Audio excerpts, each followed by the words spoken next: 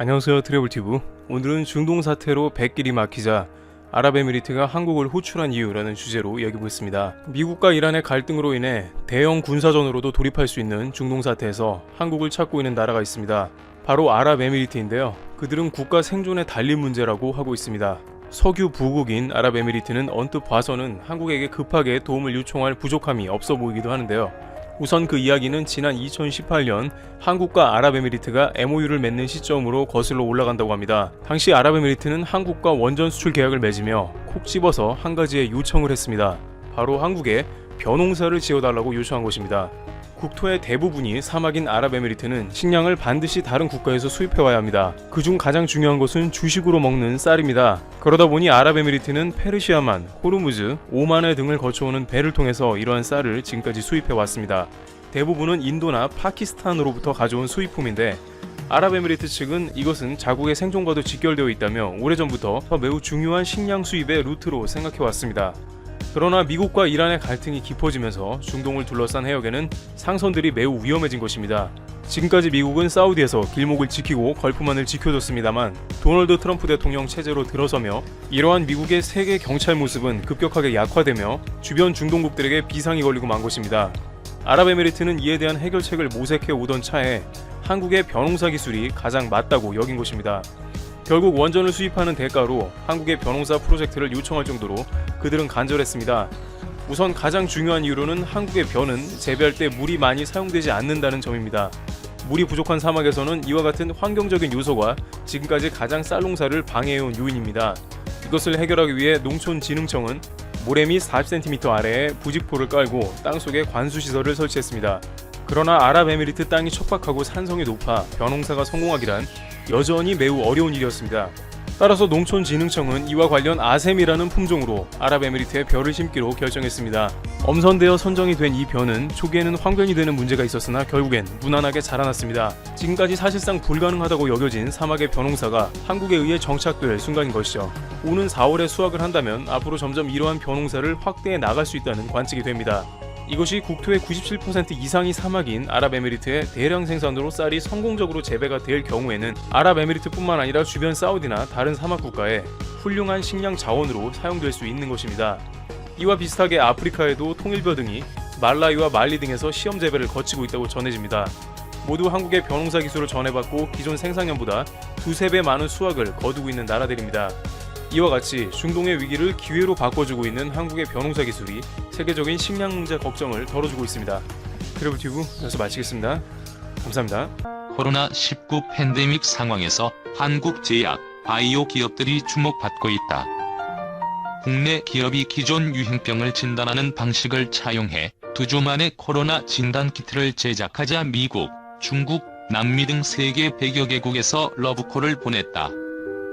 상위 제약 바이오 회사들은 치료제와 백신 개발 계획을 구체적으로 밝혔고 이르면 올해 하반기 응급용 코로나19 백신이 나올 가능성도 높아졌다.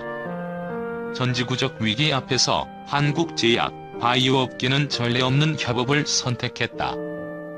국내 제약 바이오 역사상 처음으로 신종 감염병 치료제 도출을 위해 공동 출자, 공동 개발 방안을 추진 중이며 일부 회사는 실패로 돌아가더라도 아낌없이 자금 지원을 한다는 방침 아래 연구를 하고 있다. 코로나19 혈장 치료제 개발 성공 시 전면 무상으로 지급한다고 선언한 기업도 등장했다. 국내 제약 바이오 회사들이 지구촌 감염 사태에서 가장 먼저 주목받은 건 정확도 99%에 가까운 코로나19 진단키트를 가장 빠르게 제작, 수출해서다. 관세청에 따르면 지난 1월 3,400달러에 불과했던 진단키트 수출액은 2월 들어서 64만 2,500달러, 3월에는 2,410만 1,200달러로 급증했다. 4월 한 달 동안은 2억 123만 3,500달러를 수출해 전달 대비 8.35배나 증가했다. 같은 기간 수출 국가도 1개국에서 누적 218개국까지 확대됐다.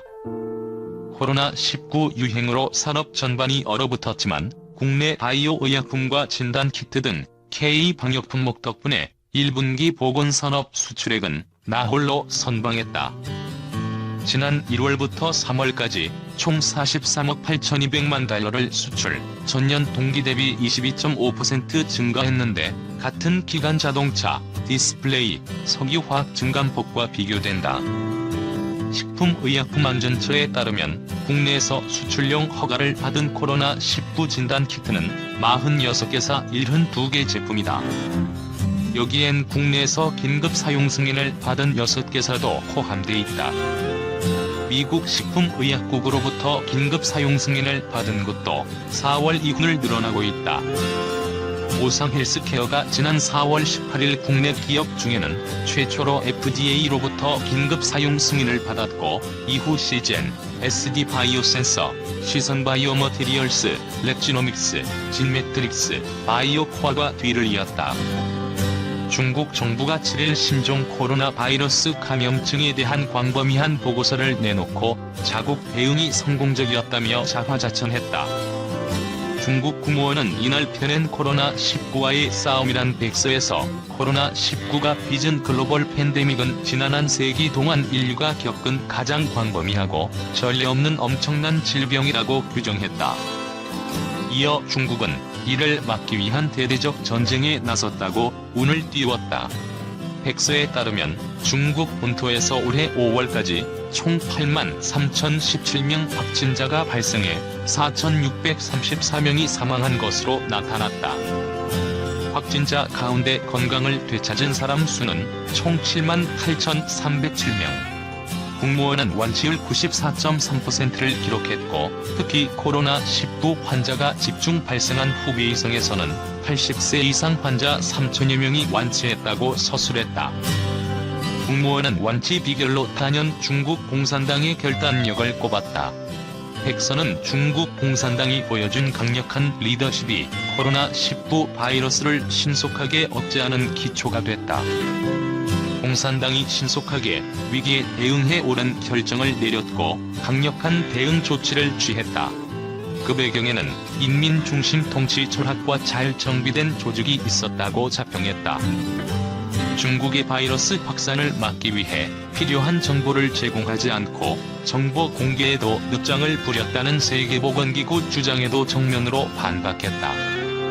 백서에 따르면 중국 정부는 엄격하면서도 전문적이고 효과적인 정보 공개 시스템을 구축해 가능한 빨리 권위 있고 상세한 정보를 공개했다.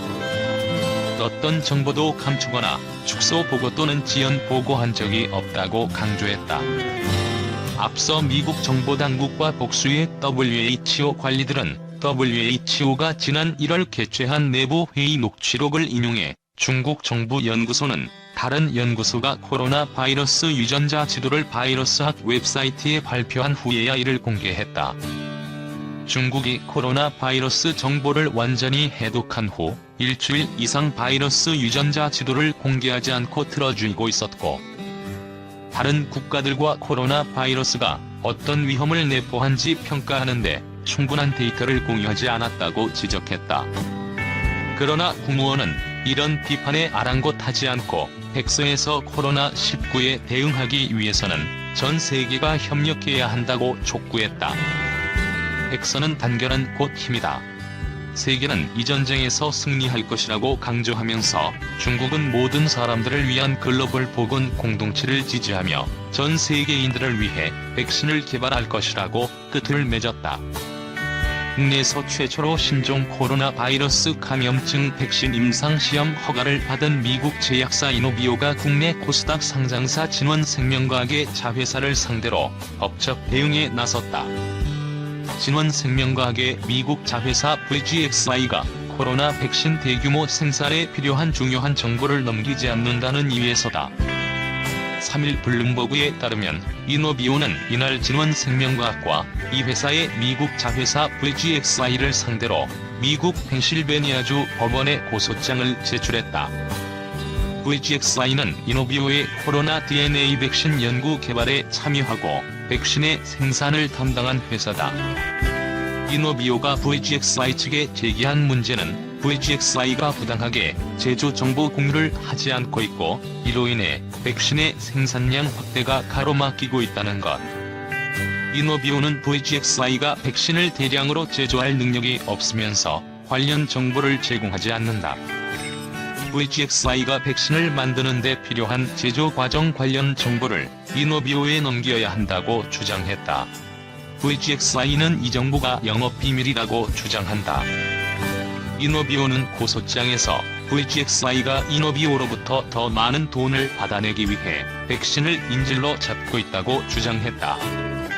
조셉 김 이노비오 대표는 4일 조선일보에 보낸 이메일에서 VGXI는 초기 임상시험에서 백신 후보 물질은 충분히 확보했지만 승인에 대비해 생산량을 증가하려는 이노비오의 노력을 막고 있다라고 말했다. 조셉 김 대표는 팬데믹 상황에서 효능에 대한 데이터가 나올 때까지 기다리지 말고 대규모 제조를 시작해야 하며 이는 지금 시작해야만 한다고 덧붙였다. 이노비오가 목표로 한 생산량은 연말까지 100만 도즈 수준이다. 이노비제는 만약 백신 개발에 성공하면 내년까지 적어도 5천만에서 1억 도즈에 달하는 생산량을 맞춰야 할 것으로 추정한다. 고소장에서 이노비오는 VGXI는 3만 도즈를 만드는 데 시간이 2주 정도 걸리며 수량에 제약이 있다는 것을 잘 알고 있다고 주장했다. 이노비오는 재미 한국인 과학자 조셉 김 대표가 세운 회사다.